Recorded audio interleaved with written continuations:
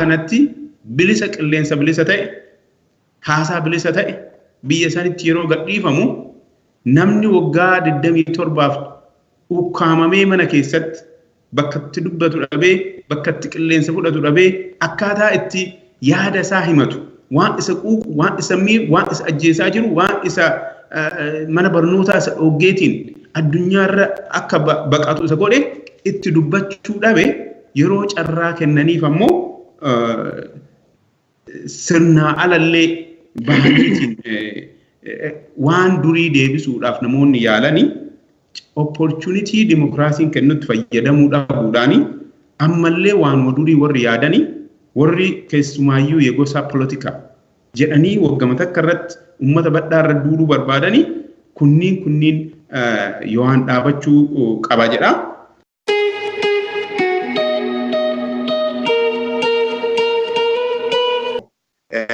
Mirga argachuun nama kennaa mirga dhabuu nama biraa akka ta'etti warri fudhatee kan ammoo agartanii dhiibbaa nurra geessaa turan san haga wahii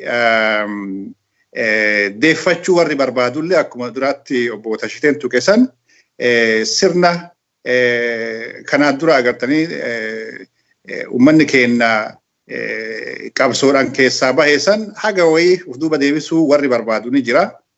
Kun ammoo qabsoo waan ta'eef uummanni keenya gurmaa'inaan dammaqinaan waan fuuldurallee isa eeggatullee beekuun ammas biyya san immoo harka uummata keenyaa jiraachullee beeynee warri taayitarra jirus agartanii warri mootummaa qaamni mootummaa cufti kana ga'ee isaanii bahuutu irraa eegama.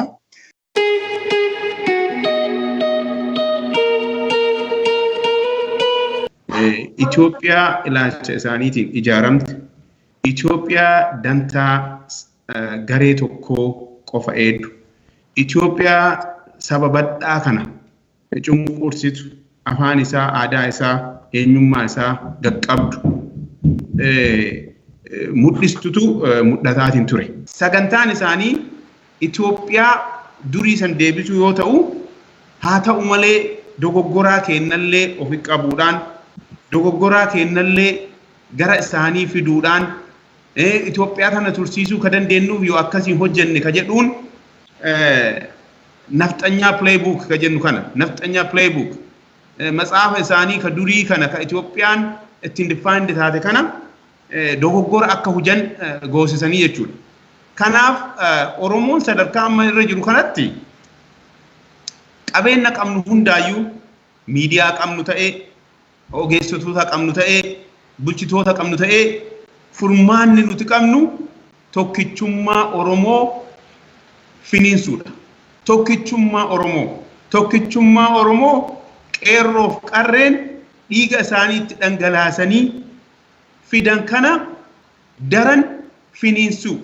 Akkami finiinsina yoo jennu tokkichummaa keenya kamiyyuu caalaa kan wal hubachuu kan wal bira dhaabachuu ka diinagdee wal utubuu ka mana barnootaa deebisanii ijaaruu fi cimsuu ka afaan keenya dagaagsuu afaan keenya kanaaf paartiileen Oromoollee Oromoonni biyya keessa jiranii biyya alaa jiranillee furmaanni jiru tokkichummaa keenya.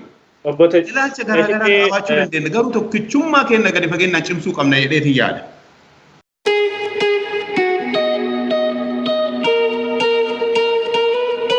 Siyaasaan rakkoo hiikuu fi ka uumamuuf jarri rakkoo sabummaa akka Oromoon keessa dabretti rakkoo sabummaa hin qaban turan rakkoo maqaa sabaatiin maqaa Itoophiyaatiin mirga sabaa kabachiifataa waan turaniif aadaa isaanillee waan hunda waan kabachiisaa turaniif ikonomii keessatti illee agartee waan olaantummaa qabaataa turaniif isaaniif rakkoon turre Oromoof ammoo rakkoodha. Kanaaf Oromoon rakkoo fi akkaataa itti hiikkatu Oromootu beeka. Siyaasaan lammummaa nabaasaa yoo jedhe Oromoon sanillee akka alternatiivitti ilaalachuu hin danda'amu. Ammaaf garuu Oromoon akka sabaatti yoo gurbaa'e malee rakkoo akka sabaatti irra ga'e hiikkachuuf siyaasni lammummaa irratti hundaa'e isaaf deebii kenna jedhee hin yaadu. Kanaaf Oromoon rakkoo isa irra jirurraa ka'eeti siyaasaa isaa karoorfata. Sabni sabaaf sablammoonni birallee akkasuma. Ummata Sidaamallee fudhatte, ummata Somaalee fudhatte, Affaaroo fudhatte, maajoritiin ummata Itoophiyaa agartee multinational federation ka jennu kana hin deeggara jedhee yaadaan. Ummanni san deeggarsaniitirraa gara mormiitti deemu ummata kanaan durallee rakkoo hin qabne. Rakkoo sabaaf sablammoonni keessa dabran kana ummata hin qabne jechuu dandeetta.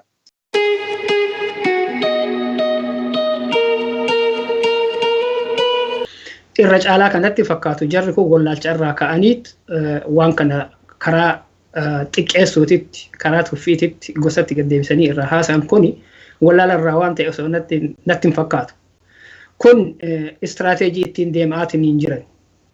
Wanni kana godhaniif illee gabaabatti bu'aan jarri biyyattii san irraa qaban. Saamichi jarri biyya san irratti godhaatiin hin turan ka diinagdeedhaan godhan. Olaantummaa seeraa olaantummaan gara aangootiin jarri biyyattii san keessaa qaban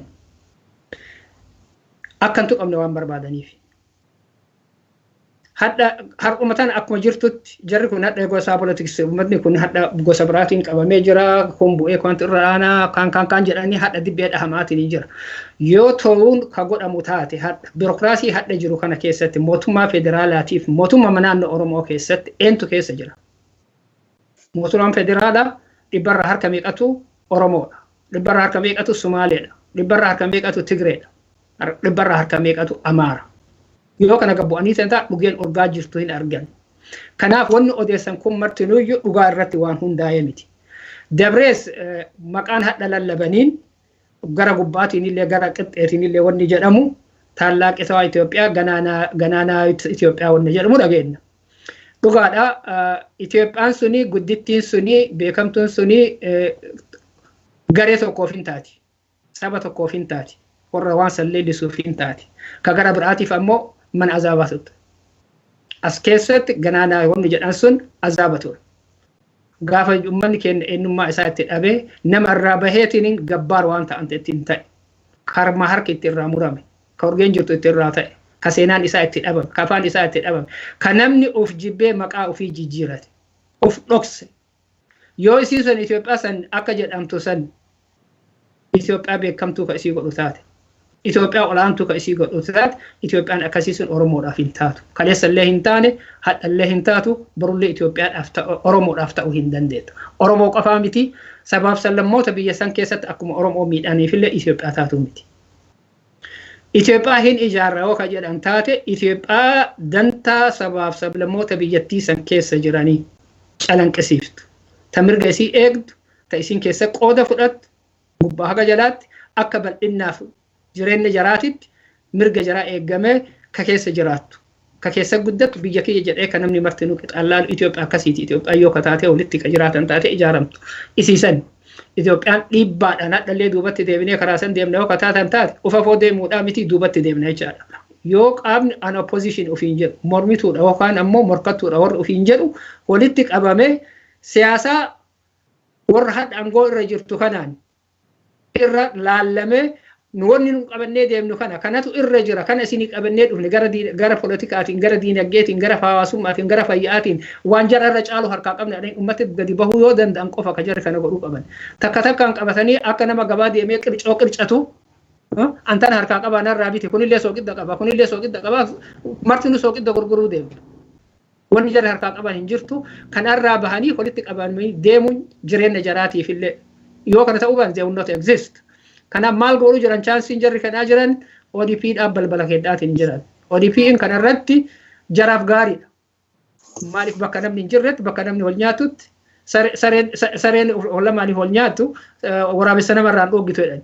Jarri wal nyaatanii uummata irraa homaa godhuu hin danda'anii toltee hammaattee illee ODP'dhaaf wannaa kennuudhaaf deeman.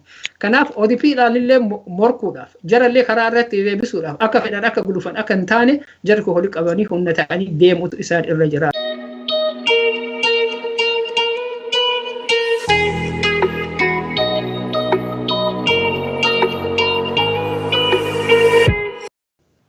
Oromoo namoonni hundinuu yoo uummata Oromootiif kadhaabanna ta'e yoo Oromiyaaf kadhaabanna ta'e dantaa Oromoo akka kabajamuuf kadhaabanna ta'e gaaddisni tokko gaaddisni garaagarummaa ilaalchaa jiruuyyuu ittiin mari'annu jiraachuu qaba.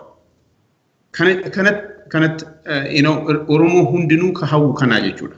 Gaaddisni bakka tokkotti dhufnee yaada garaagara qabnuuyyuu itti walii ibsinu. Yaaduma garaagara qabnuuyyuu tarsiimoo ittiin deemnuuyyuu walii ibsinu. Kana keessatti dantaa Oromootiif yoo dhaabanna ta'e igoo of keessaa baasuu qabna. Biyya san keessatti gaafii taayitaa yoo ta'e taayitaan biyya san keessatti nu dhiisaatii amba biraatitu ittiin jiraataatiin tureeyyii ammallee ittiin jiraa jechuudha. Biyya san keessatti qabeenya yoo ta'e qabeenya Oromoo hundarra Oromoo nyaachisee Oromoo hundarra darbee sabaaf sablammiin akka barbaade ittiin bashannanaatiin ture jechuudha. Gurmaa'inni tokkummaa waggaa 27 kana keessatti sabni diqqaan gurmaa'ee yookiin illiitiin isaa barataan isaanii gurmaa'ee addunyaa kana amansiisee bifa kamiinuu haa ta'u amansiisee akkaataa isaanii dantaa uummata isaanii ittiin kabachiisanii garaagarummaa hin qaban jechuu miti. Garaagarummaa ilaalcha isaaniillee wama fe'eeyyuu qabatanii keessa isaaniitti qabatanii waan isaan uummata isaaniitii fidan nuuf ammoo miidhaa isaan nurra geessan ajjeechaa isaan nurra geessan arguu dandeenyeetiin jirraa jechuudha. Kanarraa baranneetiin Oromoonni amma biyya keessa jirrullee biyya ambaa keessa jirrullee hawaasonnis qaamoleen siyaasaallee tokkichummaa kenna waan dagaagsu waan carraaqu irratti yoo deemne yeroon isaa waan barbaachisummaan isaa amma jedheetiin ilaalaan. ODP'n jara biyyarraa alaarraa gara biyyaatti hawaamu malee biyya keessatti ijaaramanii humnoomanii jara akka chaalenjii godhan hin barbaadan waan jedhutu jira. Kana irratti afaaniin malee dalagaadhaan waan mul'isan hin qabanii. Afaaniin damma dalagaan garuu isaan waa holfaalleessu. OPDO'n ammoo ODP'n kana beektee Oromoo akka ijaaramu yoo ka barbaadu taate mirgi uummata keenya akka kabajamu yoo ka taatu taate yaanni garaagarummaa qabu biyya san keessatti akka socho'u yoo ka barbaadamu taate sirni dimokiraasii ka ijaaramu hundeen isaa hundee jabdu akka ta'u ka taatu taate dhaabbotii siyaasaa kan naannoo Oromoo keessatti socho'an asirratti ka biyyattii keessatti kanuma ilaala akka ijaaramanii jara chaalenjii gochuu danda'an xurree banuu qabu itti cufuu hin qabani laamshessuu hin qaban waan jedhu qaba. Yoo Oromoon tokko hin ta'in Oromoon tokko ta'utu urgee kanaan nu gahe. Oromoon tokko ta'utu humna namni dhiibuu hin dandeenye waraanni gara biraa dhufee dhiibuu hin dandeenye Afrikaa keessatti eenyu afoo dhaabatuu hin dandeenye ka jedhamu instituushinii san jisse tokkummaa uummata Oromooti. Ammallee tokkummaan uummata Oromoo yoo ka tuqamu taate Oromoon naannoodhaan amantiidhaan yoo ka qoodinsi ka dhufu taate isa kanaan keessa galanii yoo ka borcan taate ofillee achirra turuu hin danda'anii uummata Oromoo illee miidhuuf deemanii kanarraa akka of eeggatan asirratti dabaluu barbaadeeti.